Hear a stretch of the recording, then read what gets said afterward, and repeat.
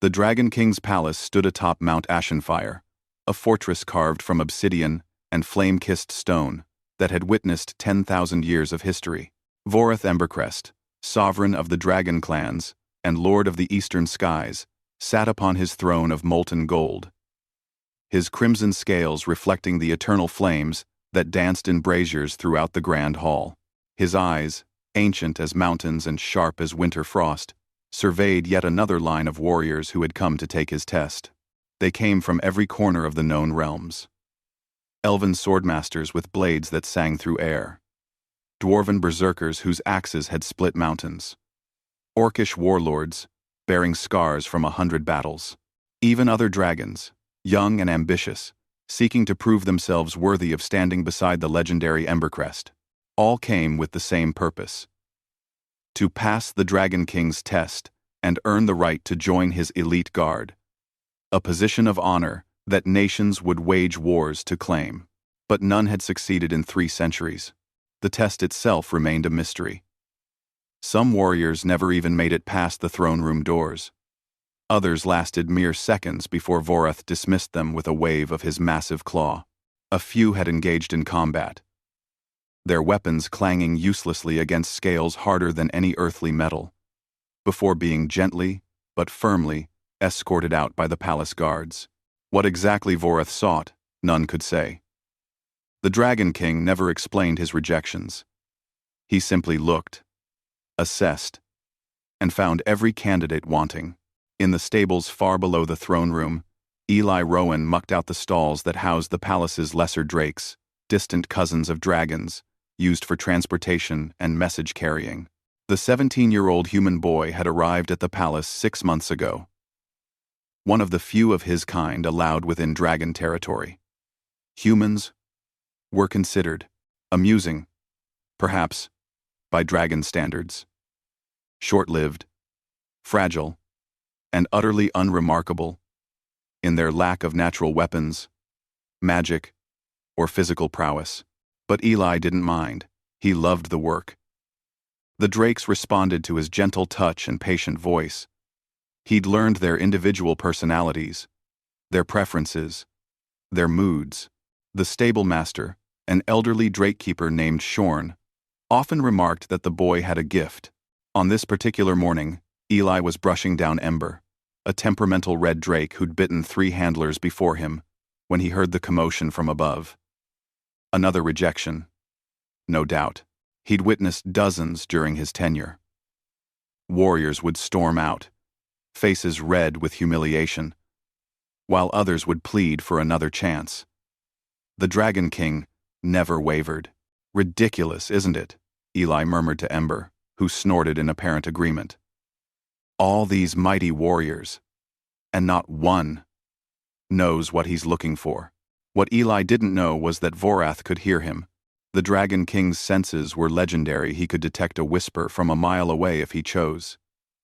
And lately, he'd found himself listening to the stable boy's one-sided conversations with growing interest.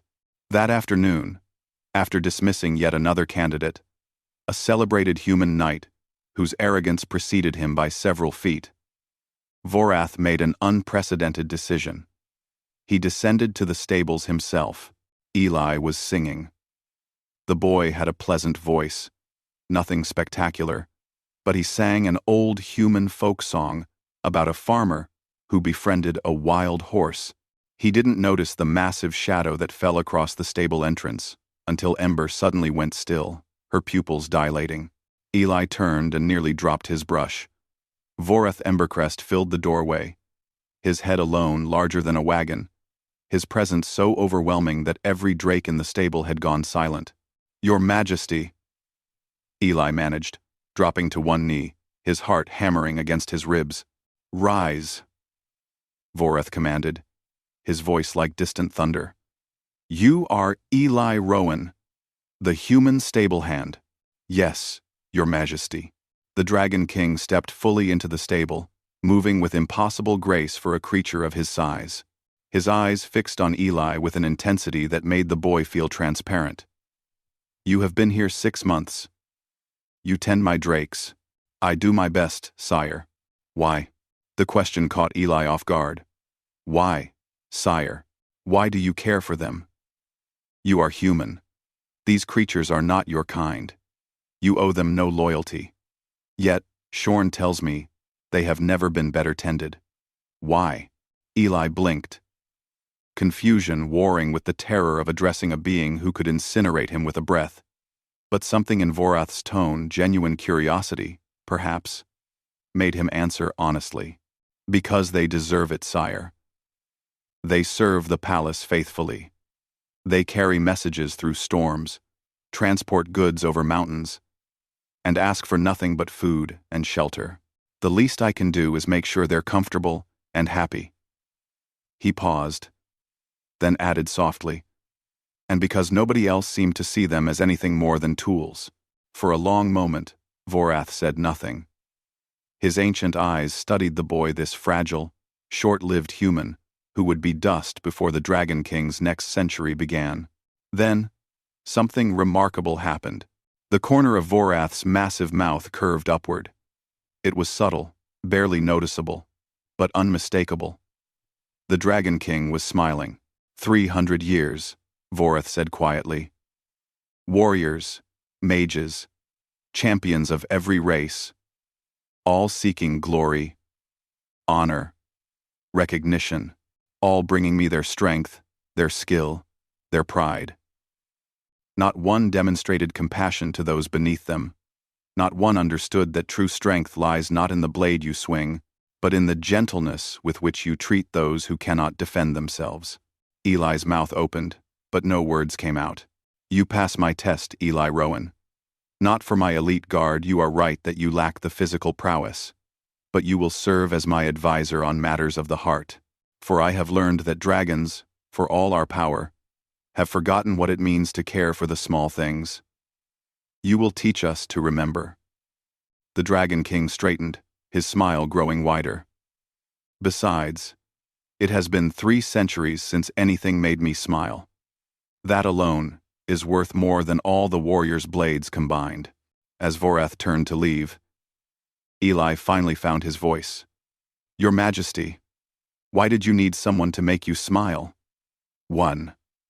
The dragon paused at the doorway, looking back with eyes that held ancient sadness and newfound hope. Because, young Eli, a king who cannot smile, has forgotten why his kingdom is worth protecting. You reminded me.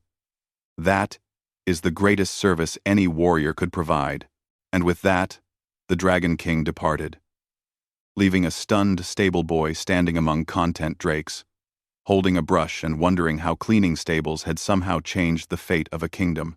The warriors could keep their swords and their pride. Eli Rowan had something better. He had reminded an immortal king how to hope.